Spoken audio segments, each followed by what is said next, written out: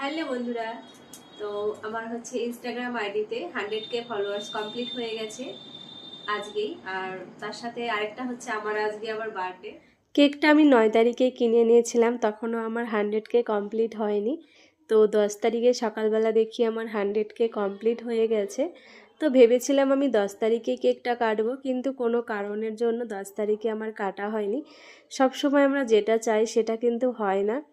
তো তার জন্য আজকে আমাকে কেকটা কাটতে হয়েছে, মানে 11 এপ্রিল। এদিকে 11 তারিখে সকালবেলা মনে পড়েছে আজকে তো আমার জন্মদিন।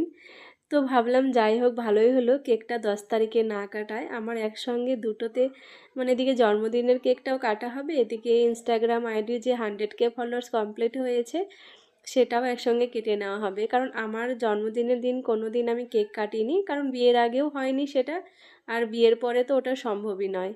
তো আপনাদের সবাইকে অনেক অনেক ধন্যবাদ আর অনেক অনেক ভালোবাসা আমার তরফ থেকে। আর আপনারা ভাববেন না আমি কিন্তু বাঁ হাত দিয়ে খাওয়াচ্ছি না, ডান হাত দিয়ে খাওয়াচ্ছি, কারণ এটা আমি ফ্রন্ট ক্যামেরাতে ভিডিওটা করেছি, তার জন্য কিন্তু সব কিছু উল্টো লাগছে।